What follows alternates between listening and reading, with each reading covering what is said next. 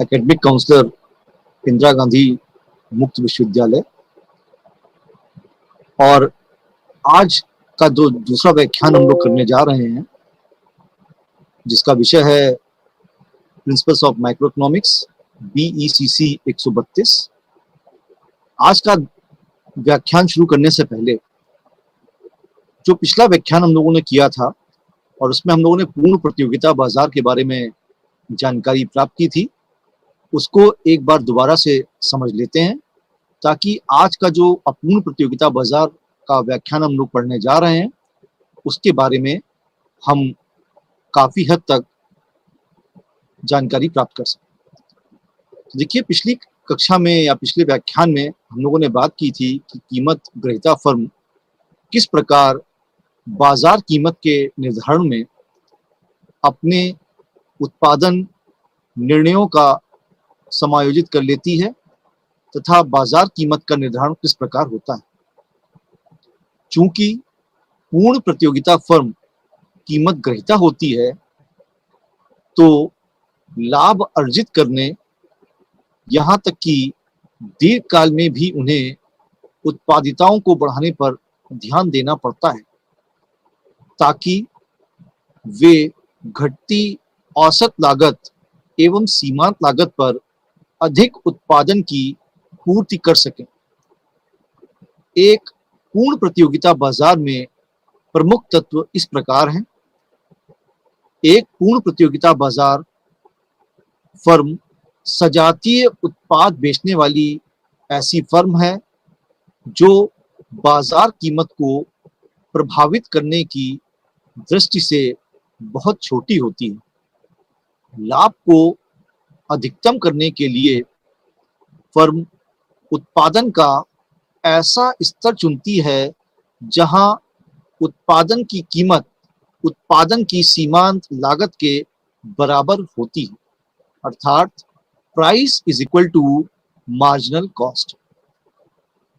अल्पकाल में फर्म का उत्पादन बंद करने का निर्धारण करने के लिए परिवर्तनशील लागतों पर विचार करने की आवश्यकता होती है। उत्पादन बंद करने के लिए बिंदु से नीचे कार्य करने पर फर्म को स्थिर लागतों से अधिक हानि होती है। इसलिए फर्म उस समय कोई भी उत्पादन नहीं करेगी जब कीमत उत्पादन बंद करने की कीमत से नीचे चली जाती है।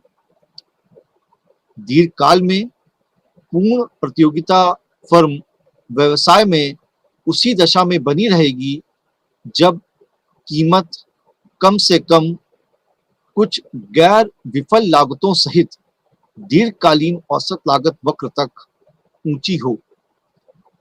पूर्ण प्रतियोगिता में उद्योग की आपूर्ति के विषय में भी हमने पिछले लेक्चर में जाना था, एक बार दोबारा से उसको देख लेते हैं।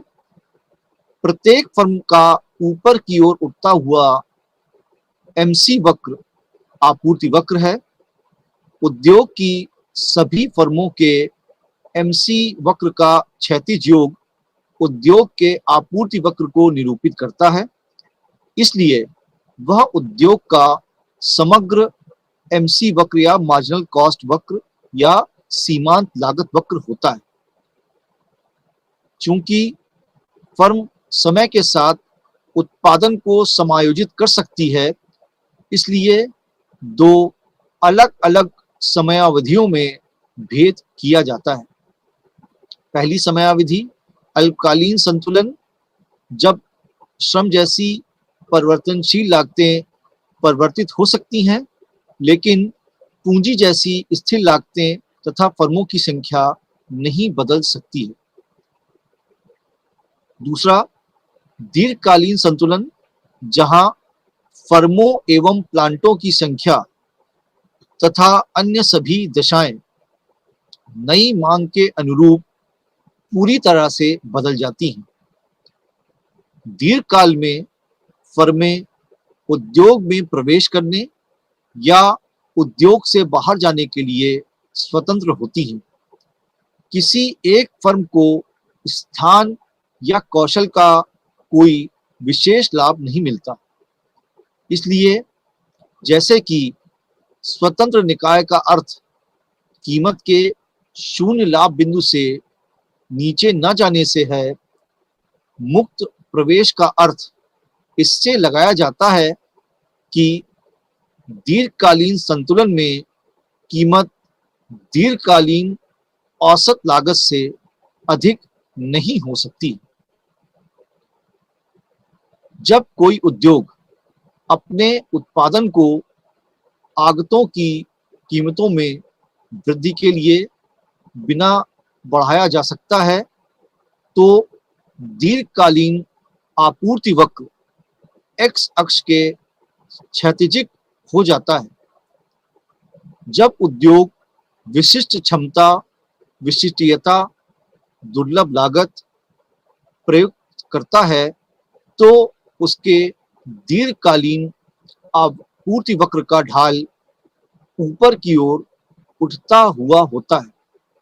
जैसे कि महत्वपूर्ण विशेष स्थिति यह है जहां सापेक्षता या पूर्ण बेलोचदार आपूर्ति जो आर्थिक लगान सृजित करती है, ऐसी आर्थिक लगान फर्म और उत्पत्ति के साधनों के बीच बांट ली जाती है।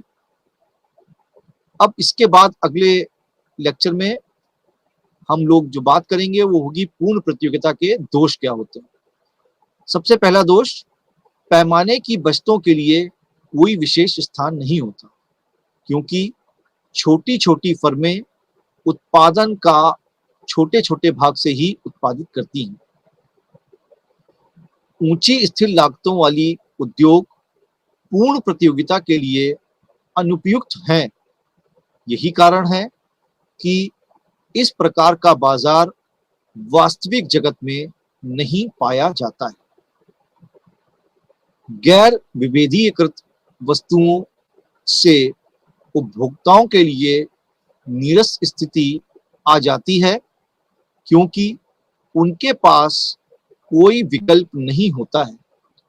तेजी से बढ़ती उपभोक्ता वस्तुएं क्षेत्रक में उद्योगों में विभेदीकृत वस्तुएं अत्यधिक महत्वपूर्ण हैं। असामान्य लाभ प्राप्त न होने के कारण औषधि जैसे उद्योगों में विभेदीकृत वस्तुएं अत्यधिक महत्वपूर्ण हैं।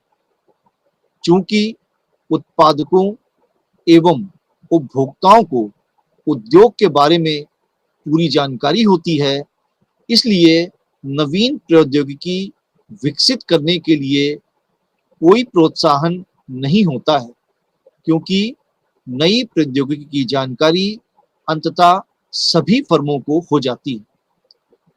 पूर्ण प्रतियोगिता के विभिन्न तथ्यों का अध्ययन करने के पश्चात हम दो निष्कर्षों पर पहुंच सकते हैं।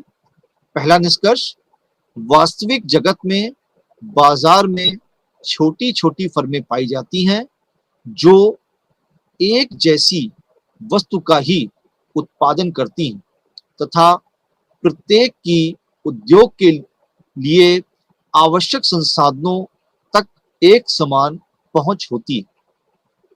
और दूसरा निष्कर्ष, कीमत निर्धारण एवं उत्पादन निर्णयन में सीमांत आगम और सीमांत लागत जैसी अवधारणाओं की भूमिकाओं को समझने के लिए पूर्ण प्रतियोगिता सिद्धांत एक आधार है, जो अंततः एकाधिकार, द्वयाधिकार, एकाधिकारिक प्रतियोगिता एवं अल्पाधिकार जैसे बाजारों की संरचना को समझने में सहायता करता है। तो पिछले लेक्चर्स में हम लोगों ने पूर्ण प्रतियोगिता के बाजार के बारे में जो अवधारणा पढ़ी थी, उसको एक बार हम लोगों ने दोबारा से समझ लिया, ताकि आगे इस लेक्चर में जो हम अपूर्ण प्रतियोगिता बाजार पढ़ने जा रहे हैं, उसमें क्या विशेषताएं हैं, उसमें हम कीमत को कैसे निर्धारित करते हैं, उसके बारे में हम जानकारी प्राप्त कर सकें। तो आइए अब अगला बाजार का प्रकार जो अपूर्ण प्रतियोगिता बाजार होता है, उसके बारे में हम लोग चर्चा करते हैं। सबसे पहले अपूर्ण प्रतियोगिता बाजार किसे कहते हैं, इसके बारे में जानकारी करते हैं। अपूर्ण प्रतियोगिता उस बाजार को कहते हैं जिसमें पूर्ण प्रतियोगिता का अभाव रहता है। क्रेताओं एवं विक्रेताओं की कम संख्या रहती है। क्रेताओं एवं विक्रेताओं को बाजार के बारे में पूर्ण ज्ञान नहीं रहता है। एक ही वस्तु का एक समय में एक से अधिक मूल्य प्रचलित रहता है। तो इस तरीके से हमने ये देखा कि अपूर्ण प्रतियोगिता बाजार क्या है, जहां पर पूर्ण प्रतियोगिता का अभाव हो, क्रेताओं और विक्रेताओं की संख्या कम रहती है, क्रेताओं और विक्रेताओं को बाजार के बारे में पूर्ण ज्ञान नहीं रहता है, एक ही वस्तु का एक समय में एक से अधिक मूल्य प्रचलित रहता है। इस संबंध में अर्थशास्त्री बेनहम के शब्दों में कहा गया है, बाजार अपूर्ण उस दशा में होता है जबकि क्रेताओं तथा विक्रेताओं अथवा दोनों को दूसरों की मांग अथवा दी हुई कीमतों का ज्ञान नहीं होता। अब अपूर्ण प्रतियोगिता के भेदों के बारे में बात करते हैं। तो अपूर्ण प्रतियोगिता बाजार के 4 भेद हैं। एक द्वयाधिकार, दूसरा अल्पाधिकार, तीसरा एकाधिकारी या एकाधिकृत प्रतियोगिता और चौथा एकाधिकार बाजार। अब आज हम लोग जो चर्चा करेंगे वो एकाधिकार बाजार के बारे में करेंगे। एकाधिकार बाजार क्या होता है, इसमें हम कीमत का निर्धारण कैसे करते हैं, इसकी विशेषताएं क्या हैं, इसके बारे में आज के अध्याय में हम लोग चर्चा करेंगे। सबसे पहले एकाधिकार बाजार क्या होता है इसके बारे में चर्चा करते हैं। एकाधिकार को अंग्रेजी में मोनोपोली कहते हैं। अंग्रेजी शब्द मोनोपोली 2 शब्दों से मिलकर बना है, मोनो और पोली। मोनो का अर्थ है अकेला, जबकि पोली का अर्थ है विक्रेता। अतः मोनोपोली का शाब्दिक अर्थ है अकेला क्रेता अथवा एकाधिकार या एकाधिकारी। इस प्रकार से एकाधिकार में केवल एक ही उत्पादक होता है या वस्तु की कीमत या वस्तु की पूर्ति उत्पादकों के समूह के हाथ में होती है, जिससे वे वस्तु की कीमत पर प्रत्यक्ष प्रभाव रखते हैं। दूसरे शब्दों में ये कहा जा सकता है कि एकाधिकार के अंतर्गत एक विशिष्ट वस्तु की पूर्ति पर किसी एक उत्पादक अथवा फर्म का पूर्ण नियंत्रण रहता है। चूंकि बाजार में केवल एक ही उत्पादक या फर्म रहती है, इसलिए एकाधिकार की स्थिति में फर्म और उद्योग पर्यायवाची होते हैं या एक दूसरे के पूरक होते हैं, या एकाधिकार वाला उद्योग अनिवार्यतः एक फर्म का उद्योग होता है। तो एकाधिकार क्या होता है? एकाधिकार में केवल एक विक्रेता या एकाधिकारी होता है जिसके पास किसी एक विशिष्ट उत्पाद की आपूर्ति का पूर्ण भार होता है, पूर्ण नियंत्रण रहता है, और वो उस पूर्ण नियंत्रण के आधार पर कीमतों का प्रभावित करने का प्रत्यक्ष प्रभाव रखता है। एकाधिकार की स्थिति में दूसरी महत्वपूर्ण बात यह है कि फर्म की उत्पादित वस्तु की कोई निकट या प्रतिस्थापक वस्तु, जिसे हम सब्स्टिट्यूटेड गुड्स कहते हैं, नहीं होती है, जिसके कारण उस वस्तु की कीमत में परिवर्तन का अन्य वस्तुओं की कीमत पर कोई विशेष प्रभाव नहीं पड़ता है, और ना ही उस वस्तु की कीमत या अन्य वस्तुओं की कीमत परिवर्तन से उस वस्तु का मूल्य प्रभावित होता है।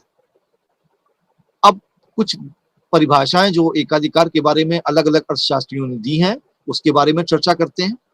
सबसे पहले प्रोफेसर थॉमस के अनुसार विस्तृत अर्थों से एकाधिकार शब्द वस्तुओं अथवा सेवाओं के किसी एक प्रभावपूर्ण कीमत में नियंत्रण को व्यक्त करता है, चाहे वह मांग का हो अथवा पूर्ति का, किंतु संकुचित अर्थ में इसका आशय उत्पादकों तथा विक्रेताओं के ऐसे संघ से होता है जो कि वस्तुओं अथवा सेवाओं की पूर्ति कीमत को नियंत्रित करके करता है।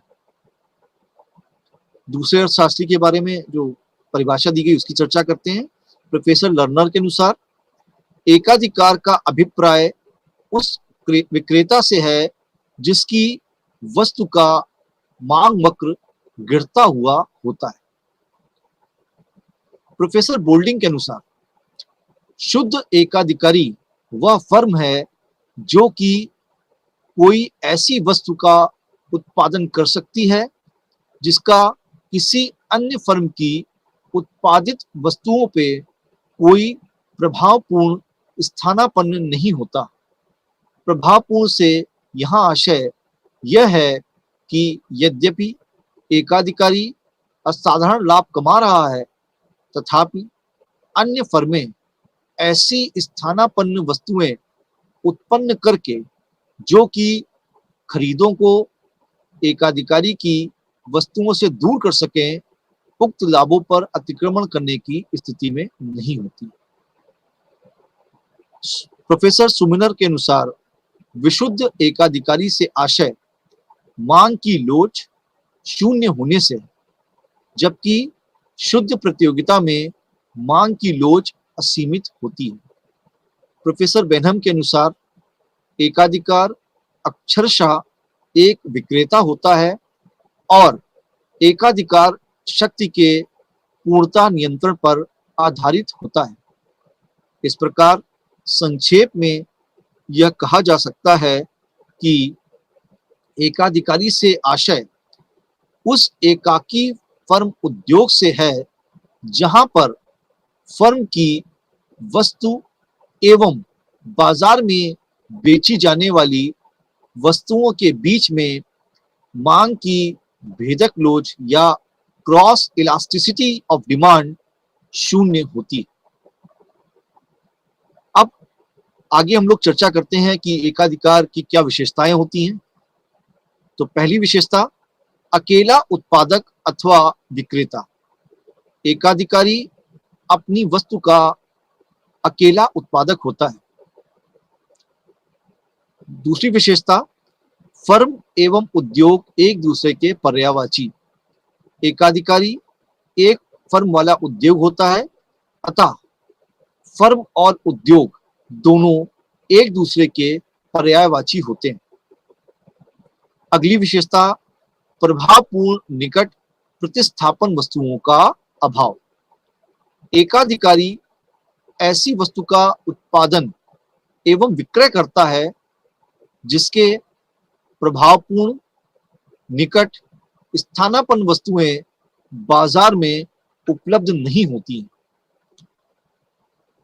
नई फर्मों के प्रवेश पर प्रभावपूर्ण रोक। एकाधिकार की स्थिति में न केवल अल्पकाल में बल्कि दीर्घकाल में भी नई फर्मों के प्रवेश पर प्रभावी रोक रहती है। एकाधिकार तभी बन सकता है जब तक नई फर्में उद्योग में प्रवेश न करें। औसत आय और सीमांत आय वक्र। एकाधिकारी फर्म का औसत आय वक्र या एवरेज रेवेन्यू कर्व बाएं से दाएं नीचे की ओर ढालू होता है या गिरता हुआ होता है, जो यह बताता है कि कम वस्तु बेची जा सकती है। सीमांत आगम वक्र या मार्जिनल रेवेन्यू कर्व जो होता है, बाएं औसत आय वक्र की तरह नीचे की ओर ढालू होता है या गिरता हुआ होता है तथा औसत आगम वक्र से नीचे होता है, जैसा कि आप सामने दिए गए रेखा चित्र से देख भी रहे हैं। स्वतंत्र कीमत नीति।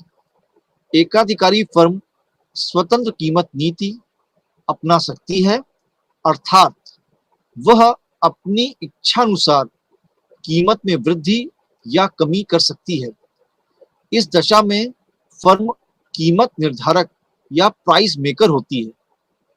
कीमत विभेद संभव है। एकाधिकारी अवस्था में कीमत विभेद संभव है, अर्थात उत्पादक अपनी वस्तु को अलग अलग क्रेताओं अथवा अलग अलग स्थानों पर अलग अलग कीमतों पर बेच सकता है। बेलोजदार मांग, एकाधिकारी को अपनी वस्तु की बेलोजदार मांग का सामना करना पड़ सकता है, अर्थात एकाधिकारी वस्तु की पूर्ति को कम अथवा अधिक कर सकता है। अगली विशेषता, वस्तु की पूर्ति पर पूर्ण नियंत्रण। एकाधिकारी का अपनी वस्तु की पूर्ति पर पूर्ण नियंत्रण होता है, अर्थात वह अपनी वस्तु की पूर्ति को कम या अधिक कर सकता है। और अंतिम विशेषता है दीर्घकाल में असमान लाभ। एकाधिकारी दीर्घकाल में असमान लाभ अर्जित करता है। अब एकाधिकार के वर्गीकरण के बारे में हम लोग जानकारी प्राप्त करते हैं। सबसे पहले व्यक्तिगत एवं सामाजिक एकाधिकार। व्यक्तिगत एकाधिकार वह है जिसमें कि फर्म का स्वामित्व व्यक्तिगत साहसी या संगठन के आधार पर होता है, जिसमें स्वामित्व सरकार या सार्वजनिक संस्थाओं का होता है। इस प्रकार के अधिकारों का उद्देश्य सामाजिक कल्याण में वृद्धि करना होता है। अगली वर्गीकरण जो है वो साधारण या विवेचनात्मक एकाधिकार। साधारण एकाधिकार उसे कहते हैं जबकि एकाधिकार अपनी वस्तु के लिए विभिन्न उपभोक्ताओं से एक ही कीमत वसूल करता है, किंतु विवेचनात्मक एकाधिकार के अंतर्गत एकाधिकार एक ही वस्तु के लिए विभिन्न उपभोक्ताओं से भिन्न भिन्न कीमत वसूल करता है। अगला जो प्रकार इसमें है वो है पूर्ण या शुद्ध तथा अपूर्ण एकाधिकार। शुद्ध एकाधिकार उसे कहते हैं जिसमें एकाधिकारी को नई फर्मों में प्रवेश करने का डर नहीं होता है, अर्थात जिसमें प्रतिस्पर्धा का तत्व लेश मात्र भी नहीं होता है। प्रोफेसर चैम्बरलिन के अनुसार शुद्ध एकाधिकार वह दशा है जिसमें सभी वस्तुओं की पूर्ति पर एक ही फर्म का नियंत्रण होता है। इसके विपरीत अपूर्ण एकाधिकार उसे कहते हैं जिसमें नई फर्मों के प्रवेश पर सरकारी नियंत्रण का भय रहता है। अब एकाधिकार क्यों उत्पन्न होता है, इसके उत्पत्ति के क्या कारण है, उनके बारे में हम लोग चर्चा करते हैं। सबसे पहला इसमें जो बिंदु है वो है कच्चे माल का केंद्रीयकरण। किसी वस्तु के निर्माण के लिए जब संपूर्ण कच्चा माल किसी व्यक्ति के क्षेत्र में आ जाता है तो एकाधिकार का जन्म होता है।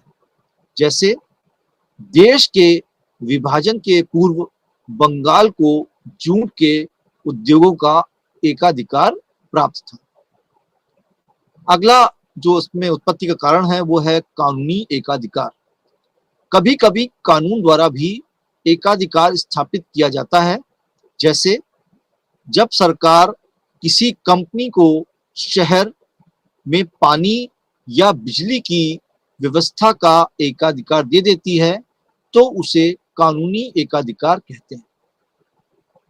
अगला जो प्रकार इसमें है वो है अत्यधिक पूंजी विनियोग।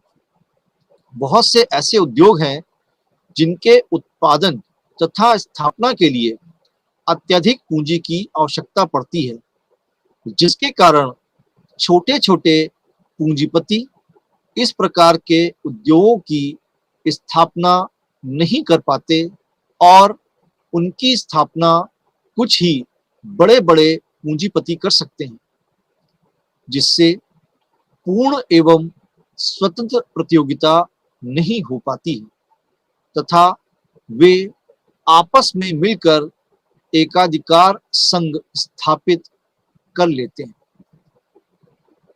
अगला बिंदु जो इसमें चर्चा के लिए है वो है ख्याति या गुडविल। जब किसी उत्पादक का नाम बहुत बड़ा हो जाता है या उसका नाम बहुत स्तर तक बढ़ जाता है, तब भी नए उत्पादक उस वस्तु के उत्पादन में प्रवेश नहीं करते। इस प्रकार से एकाधिकार स्थापित हो जाता है। अगला बिंदु जिसमें हम लोग चर्चा करेंगे वो है व्यापारिक संघ। जब गला घोट प्रतियोगिता से बचने के लिए फर्में वस्तु की पूर्ति अथवा उसे नियंत्रित करने हेतु आपस में मिलकर संघों का निर्माण करती हैं तो एकाधिकार की उत्पत्ति होती। इसके बाद अगला बिंदु पेटेंट एकाधिकार। विशेष कानूनों के मिलने से भी एकाधिकार उत्पन्न हो जाता है। कुछ उत्पादनकर्ता कानून द्वारा अपना खास पेटेंट राइट या ट्रेडमार्क का एकाधिकार प्राप्त कर लेते हैं। अन्य उत्पादकों द्वारा वह ट्रेडमार्क प्रयोग नहीं किया जा सकता है। सार्वजनिक हितों की रक्षा। सार्वजनिक अपव्यय को कम करने अथवा सार्वजनिक हितों की रक्षा करने के लिए एकाधिकार का जन्म होता है। जैसे बिजली, टेलीफोन, रेल, यातायात आदि उद्योगों में कई कंपनियों के बजाय एक ही कंपनी रखी जाती है। आयात निर्यात नीति। आयात निर्यात करों से भी एकाधिकार निर्माण प्रोत्साहित होता है। जैसे आयात पर प्रतिबंध लगा देने से विदेशी प्रतिस्पर्धा रुक जाती है और स्वदेशी उत्पादकों को एकाधिकारी संयोग बनाकर अधिकतम लाभ उत्पन्न करने का अवसर मिल जाता है। अब अगला बिंदु जिसमें हम लोग चर्चा करने जा रहे हैं वो है एकाधिकार में कीमत निर्धारण अथवा फर्म का साम्य। साम्य से आशय उस अवस्था से है जिसमें फर्म को अधिकतम लाभ प्राप्त होता है।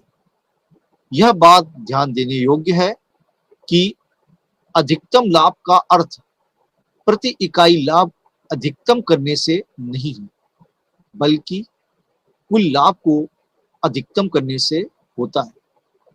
अर्थात अधिकतम लाभ का अर्थ है प्रति इकाई लाभ गुणा विक्रय की गई मात्रा, profit per unit into quantity sold को अधिकतम करना।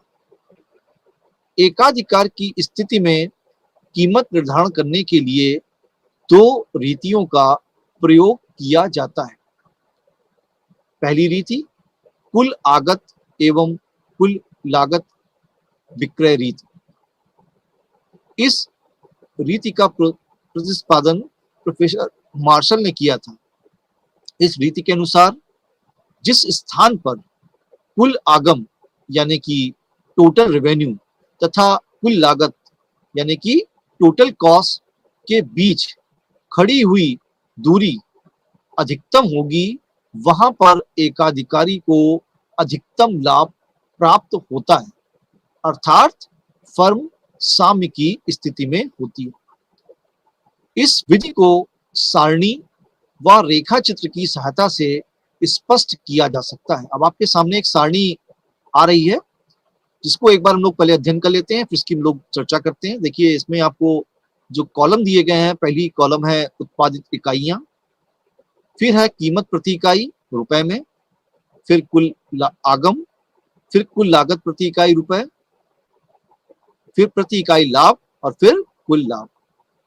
अब यहाँ पर देखिए उत्पादित इकाइयां जो हमने ली हैं यहाँ पर वो है 20, 40, 60, 80, 100, 120 और 140, जिसमें कीमत प्रति इकाई जो रखी गई है वो है 10, 9, 8, 7 रुपए 50 पैसे, 7 रुपए, 6 रुपए और 5 रुपए।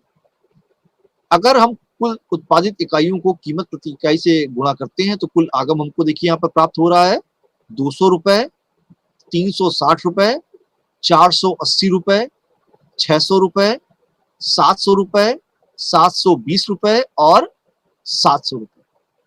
लागत प्रति इकाई जो इसमें आ रही है वो आ रही है 5 रुपए, 4 रुपए, 3 रुपए, 3.5 रुपए, 4 रुपए, 5 रुपए और 6 रुपए।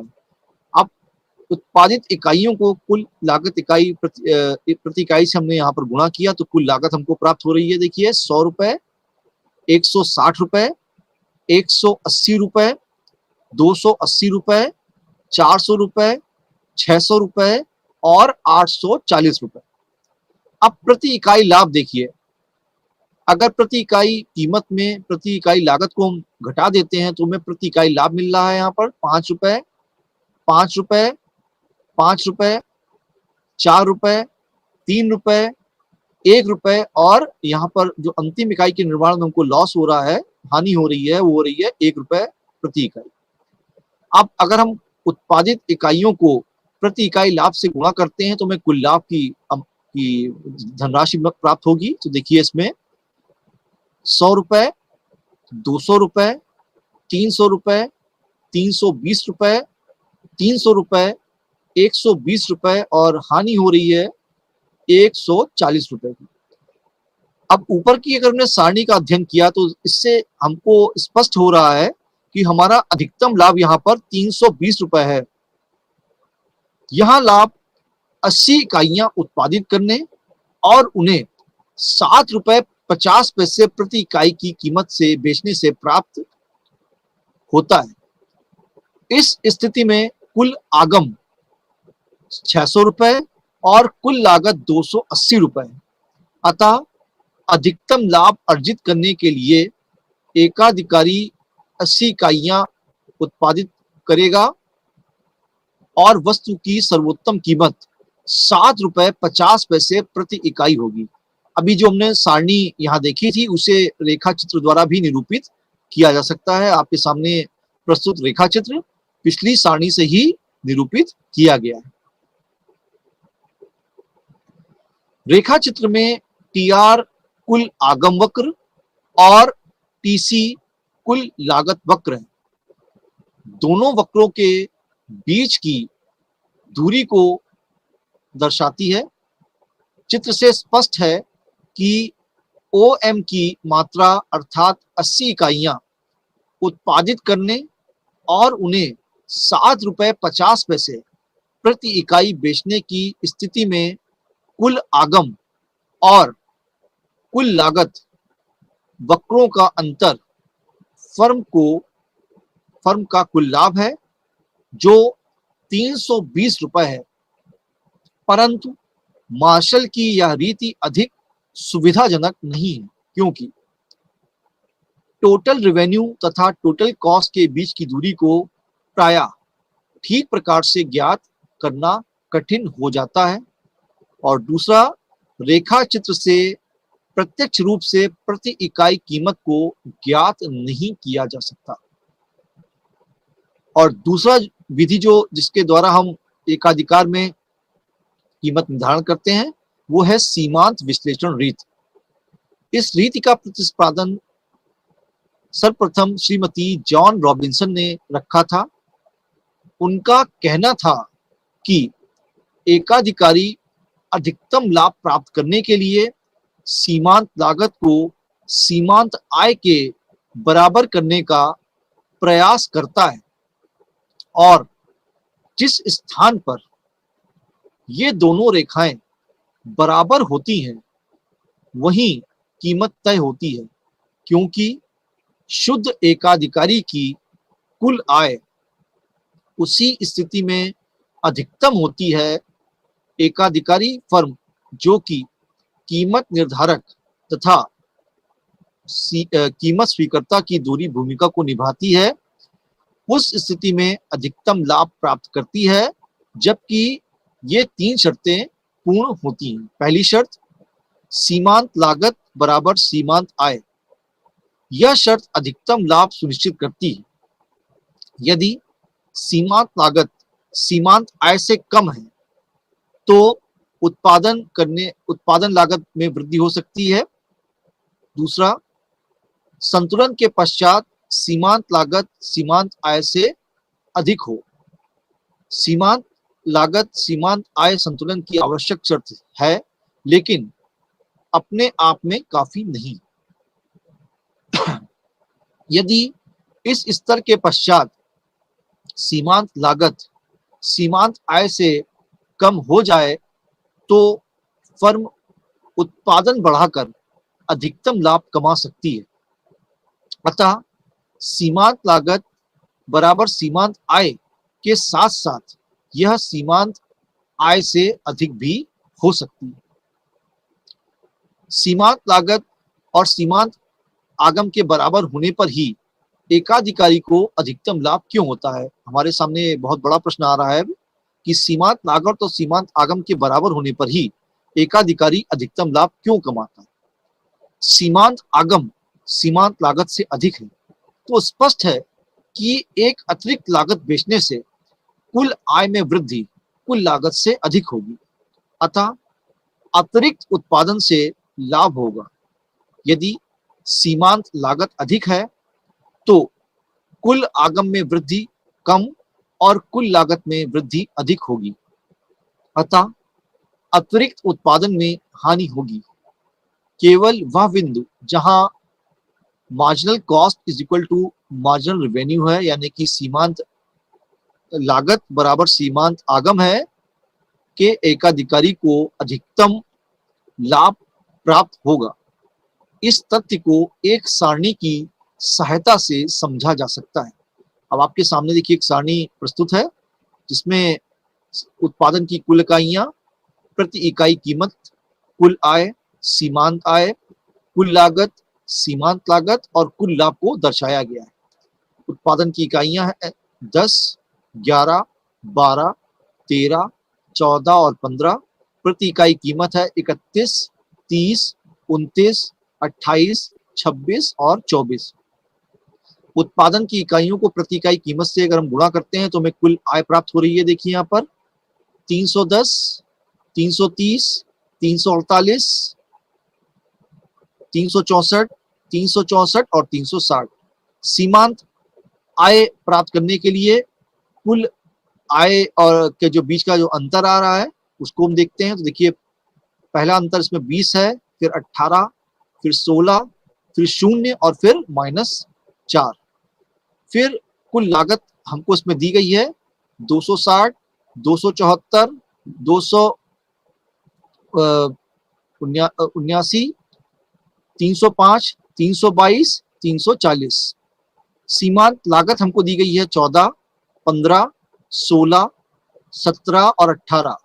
कुल लाभ इसमें हमको दिया गया है 50, 56, 59, 59, 42 और 20।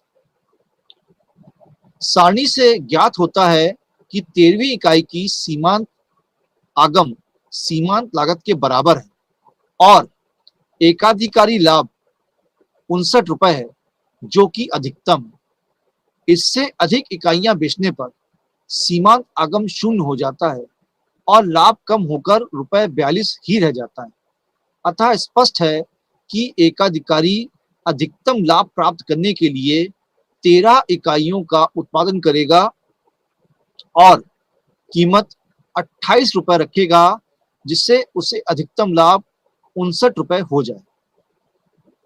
कीमत औसत परिवर्तनशील लागत के बराबर या उससे अधिक होनी चाहिए। यह स्थिति अल्पकालीन एकाधिकार संतुलन से संबंधित है। इस स्थिति का महत्व हानि की दशा होने में ही है। यदि हानि स्थिर लागत से अधिक होती है तो फर्म उत्पादन बंद कर देगी। अतः एक फर्म उत्पादन उस स्थिति में करेगी जब कीमत औसत आगम वक्र के समान या उससे अधिक हो। संक्षेप में वक्रों की भाषा में एकाधिकार में संतुलन की 3 शर्तें इस प्रकार हैं। पहली शर्त, मार्जिनल कॉस्ट कर्व या सीमांत लागत वक्र सीमांत आगम वक्र को काटे। दूसरी शर्त, सीमांत लागत वक्र सीमांत आगम वक्र को बाएं से काटे। और तीसरी शर्त, औसत आगम तथा औसत परिवर्तनशील लागत के न्यूनतम बिंदु के बराबर या ऊपर। चूंकि कीमत निर्धारण में समय का अत्यधिक महत्व होता है, इसलिए एकाधिकार में कीमत निर्धारण का अध्ययन 2 शीर्षकों के अंतर्गत कर सकते हैं। पहली शर्त, अल्पकाल में एकाधिकार कीमत या साम्य, और दूसरी शर्त दीर्घकाल में एकाधिकार कीमत या साम्य। पहली हम लोग अध्ययन करेंगे इसमें अल्पकाल में एकाधिकार कीमत या साम्य के बारे में। अल्पकाल में एकाधिकारी की उत्पादन क्षमता निश्चित होती है। वह उत्पादन के वर्तमान साधनों द्वारा ही पूर्ति में वृद्धि कर सकता है। वह अपने प्लांट के आकार में परिवर्तन नहीं कर सकता। यदि मांग बढ़ने के कारण कीमत बढ़ती है तो एकाधिकारी एक सीमा तक ही उत्पादन में वृद्धि कर सकता है।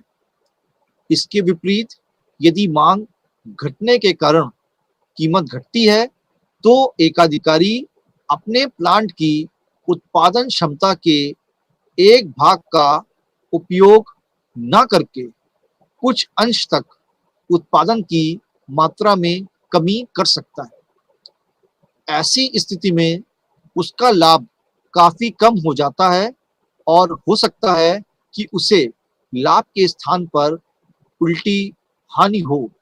परंतु अल्पकाल में एकाधिकारी जब तक उत्पादन करता रहेगा जब तक उसकी औसत परिवर्तनशील लागत वसूल होती रहती है।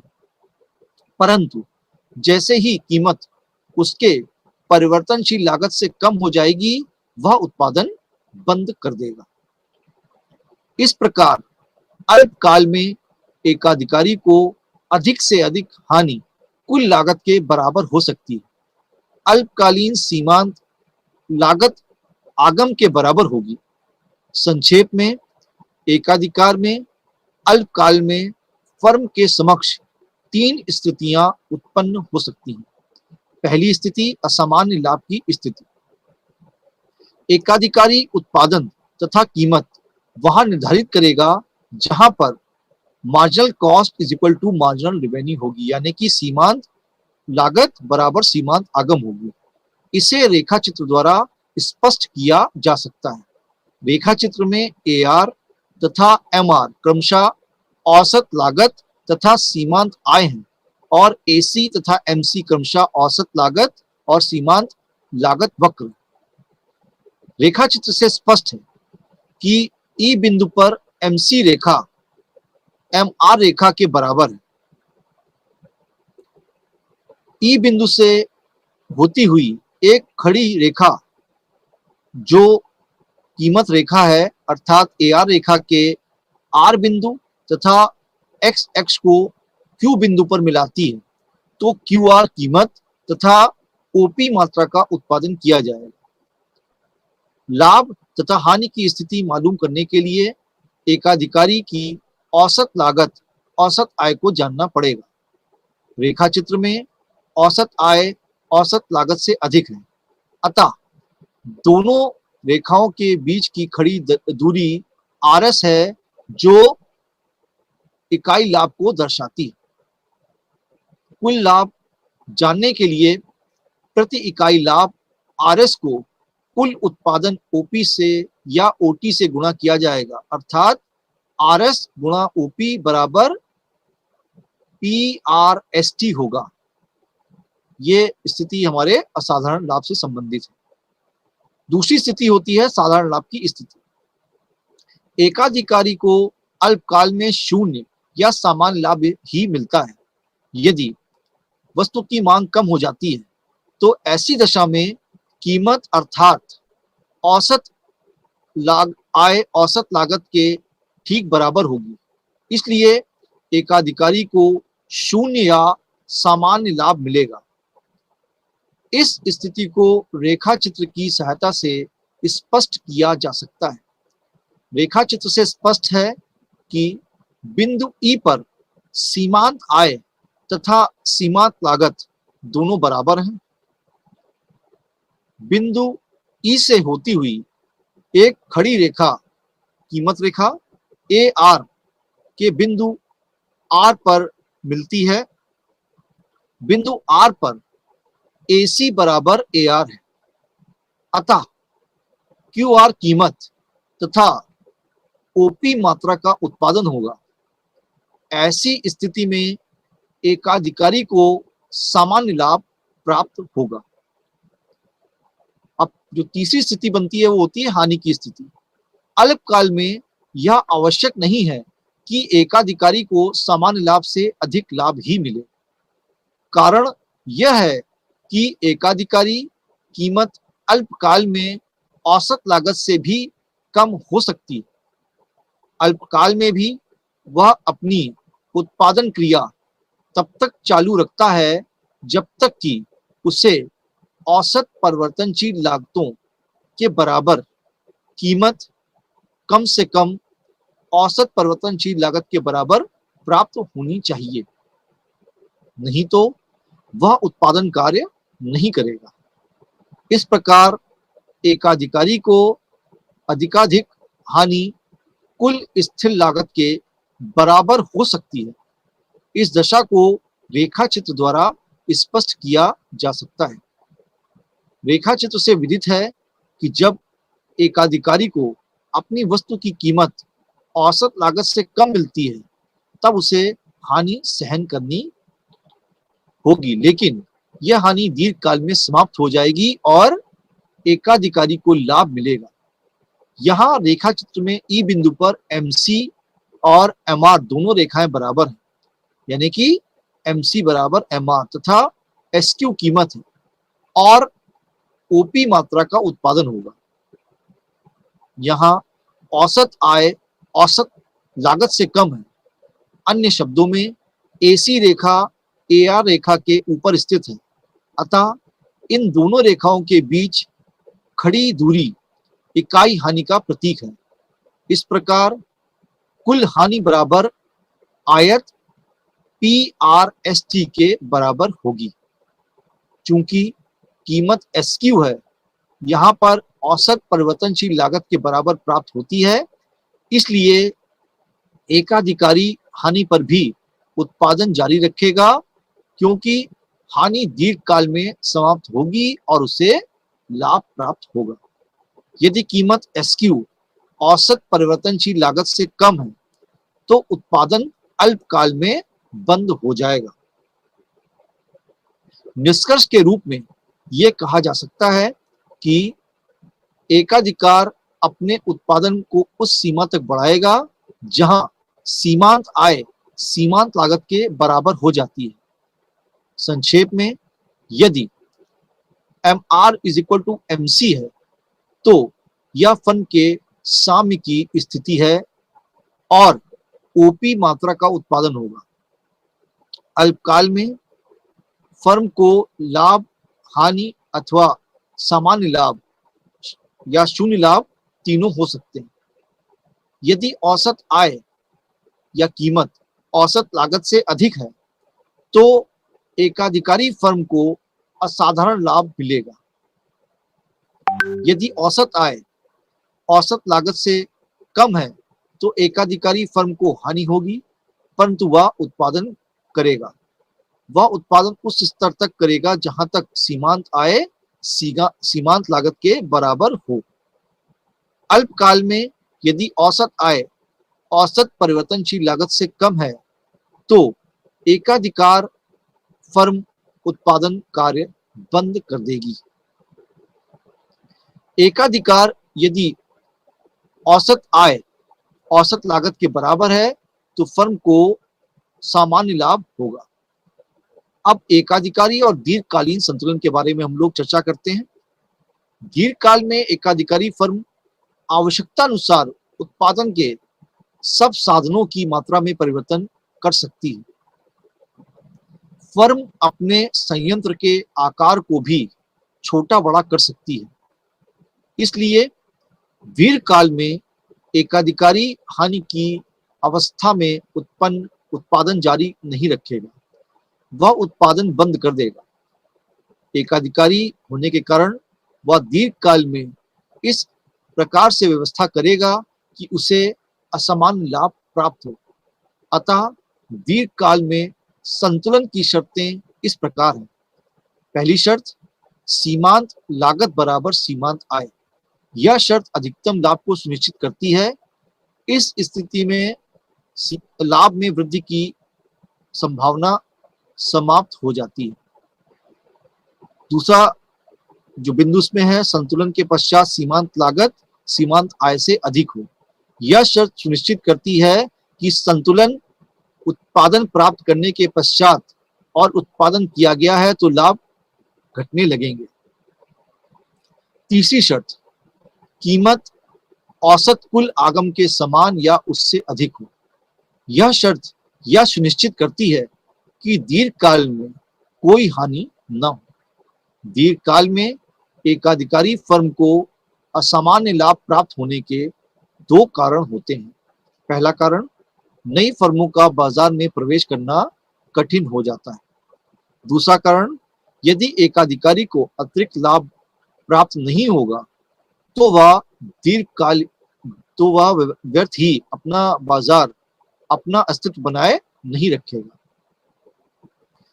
एकाधिकारी की दशा में दीर्घकालीन कीमत को रेखा चित्र की सहायता से समझा जा सकता है। रेखा चित्र में एकाधिकारी फर्म का दीर्घकालीन संतुलन बिंदु ई है, जहां दीर्घकालीन सीमांत लागत दीर्घकालीन सीमांत आगम के बराबर है। फर्म बीक्यू कीमत पर ओक्यू के बराबर उत्पादन करेगी। फर्म की कीमत बीक्यू उसकी लागत एक्यू से अधिक है, अतः फर्म को प्रति इकाई एबी के बराबर लाभ प्राप्त होगा तथा रेखा चित्र एबीपीसी के बराबर कुल लाभ प्राप्त होगा। यदि बाजार में नई फर्मों के प्रवेश की संभावना है तो एकाधिकारी बी की कीमत का निर्धारण करेगा।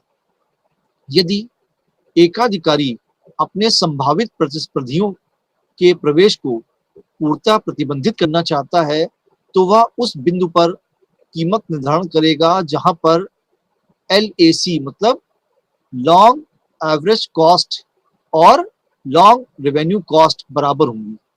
ऐसी दशा में नवीन फर्मों का बाजार के लिए प्रलोभन नहीं रहेगा। एकाधिकारी फर्म का साम्य तथा उत्पत्ति के नियम। अगली चर्चा का विषय हमारा है उत्पत्ति के नियम एकाधिकारी फर्म के साम्य की स्थिति को कैसे प्रभावित करते हैं। चूंकि दीर्घकाल में एकाधिकारी फर्म या उद्योग के विस्तार या संकुचन की पूर्ण संभावना होती है, इसलिए उद्योगों के साम्य पर लागतों अर्थात उत्पादन के नियमों का प्रभाव पड़ता है।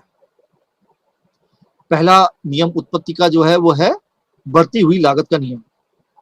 यदि उत्पादन बढ़ती लागत के अधीन हो रहा है, अर्थात जैसे जैसे उत्पादन बढ़ता है लागत भी बढ़ जाती है, तो उस अवस्था में एकाधिकारी के लिए यह उचित होगा कि वह उत्पादन कम मात्रा में करे तथा कीमत ऊंची निश्चित करे। रेखा चित्र में लागत रेखा AC व MC ऊपर की ओर बढ़ती हुई एकाधिकारी ई बिंदु पर संतुलन की स्थिति में होगा, क्योंकि बिंदु ई पर MR बराबर MC है, अतः उत्पादन OQ मात्रा का किया जाएगा। इस मात्रा में की कीमत OP1 तथा औसत आगत OP होगी। इस स्थिति में कीमत FQ के औसत लागत GQ से अधिक होने के कारण एकाधिकारी को FG प्रति इकाई लाभ प्राप्त होगा तथा एकाधिकारी का कुल लाभ P1 P FG प्राप्त होगा। दूसरा उत्पत्ति का नियम घटती लागत से संबंधित है।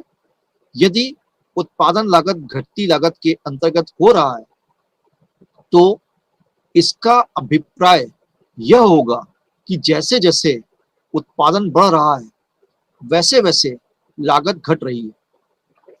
इस अवस्था में एकाधिकारी का कीमत कम रखनी चाहिए तथा अधिक उत्पादन करना चाहिए। इस अवस्था को रेखा चित्र द्वारा स्पष्ट किया जा रहा है। रेखा चित्र में लागत रेखाएं AC तथा MC नीचे गिरी हुई हैं एकाधिकारी ई बिंदु पर संतुलन पर होगा, क्योंकि बिंदु ई पर MC बराबर MR है। संतुलन उत्पादन OP मात्रा का किया जाएगा। उत्पादन की इस मात्रा पर कीमत औसत लागत से अधिक है, इसलिए एकाधिकारी को कुल लाभ P1 PFG मिल रहा है। और अगला उत्पत्ति का नियम, समान लागत का नियम। इस अवस्था में चाहे उत्पादन अधिक किया जाए या कम, उत्पादन लागत समान रहेगी। रेखा चित्र में AC तथा MC समान लागत वक्र है। यह OX रेखा के समानांतर है, जैसा आप चित्र में देख भी रहे हैं। फर्म का संतुलन बिंदु E होगा। इस बिंदु पर MC बराबर MR है। इस अवस्था में OP उत्पादन होगा। कीमत QF तथा औसत लागत QP निर्धारित होगी। कीमत OP अधिक होने के कारण एकाधिकारी को FE प्रति इकाई तथा कुल लाभ P1 PFE प्राप्त होगा। तो तीनों उत्पत्ति के नियम में हम एकाधिकारी फर्म का साम्य कैसे स्थापित करते हैं, इसके बारे में हम लोगों ने विस्तार पूर्वक चर्चा की। अब प्रश्न ये उठता है, क्या एकाधिकारी की शक्ति असीमित होती है, उसे सीमित नहीं किया जा सकता? उसके बारे में हम लोग चर्चा करते हैं। एकाधिकारी की शक्ति असीमित नहीं होती है। कई घटक हैं जो एकाधिकारी की शक्ति नियंत्रित करते हैं। ये घटक हैं, पहला, संभावित प्रतियोगिता का भय। यद्यपि एकाधिकारी के लिए कोई प्रतियोगिता नहीं होती, लेकिन उसको सदैव यह भय बना रहता है कि कहीं उसके नए प्रतिद्वंदी न उत्पन्न हो जाए। इस प्रतियोगिता के कारण प्रतियोगियों को व्यवसाय में प्रविष्ट होने का निमंत्रण देना है। दूसरा, विदेशी प्रतियोगिता का भय। एकाधिकारी अपनी वस्तु की कीमत अत्यधिक ऊंची कीमत के कारण विदेशी उत्पादक कम कीमत पर उस वस्तु की पूर्ति करके उसका एकाधिकार भंग ना कर दे, इसका भय भी एकाधिकारी को बना रहता है। उपभोक्ता द्वारा व्यवहार। एकाधिकारी इसलिए भी मनमानी कीमत नहीं ले पाता क्योंकि कीमत अधिक बढ़ जाने के कारण कई बार उपभोक्ता अप्रसन्न हो जाते हैं और वे वस्तु के उपभोग का बहिष्कार कर देते हैं। अगला कारण है स्थानापन्न प्रतियोगिता का भय। बहुत ऊंची कीमत के प्रचलित होने के कारण एकाधिकारी को भय बना रहता है कि अन्य उत्पादक उसकी वस्तु के स्थान पर अन्य स्थानापन्न वस्तुओं का उत्पादन ना कर लें। उत्पत्ति के नियम। जिन वस्तुओं का उत्पादन उत्पत्ति वृद्धि नियम या लागत ह्रास नियम के अंतर्गत होता है, उनकी कीमत अधिक ऊंची निर्धारित नहीं की जा सकती। सरकारी हस्तक्षेप। सरकारी नियंत्रण के भय के कारण एकाधिकारी कभी इतनी ऊंची कीमत नहीं रखेगा जिससे कि उपभोक्ता के हितों को नुकसान पहुंचे और जनता में असंतोष उत्पन्न हो। एकाधिकारी को कीमत रचयिता क्यों कहते हैं? एकाधिकारी प्रतियोगी फर्म की तुलना में एकाधिकारी फर्म को कीमत रचयिता कहा जाता है, जबकि पूर्ण प्रतियोगिता में एक फर्म को कीमत स्वीकारक कहते हैं, क्योंकि फर्म को उद्योग द्वारा निर्धारित कीमत को ही अपनाना पड़ता है। इसका कारण है कि पूर्ण प्रतियोगिता में फर्म का कुल पूर्ति नगण्य प्रभाव रखती है, अतः फर्म के पास इसके सिवाय और कोई विकल्प नहीं होता कि उद्योगों ने जो कीमत निर्धारित की है उसे ही वह स्वीकार करे। इसके विपरीत एकाधिकारी का बाजार की पूर्ति पर पूर्ण नियंत्रण रहता है और उसका बाजार भी काफी प्रभावी रहता है, जिसके कारण वह अपनी वस्तुओं की कीमत स्वयं निर्धारित करने की स्थिति में रहता है। इसलिए एकाधिकारी को कीमत रचयिता की संज्ञा दी जाती है। अब इसके आगे की चर्चा हम लोग अगले लेक्चर में करेंगे। नमस्कार।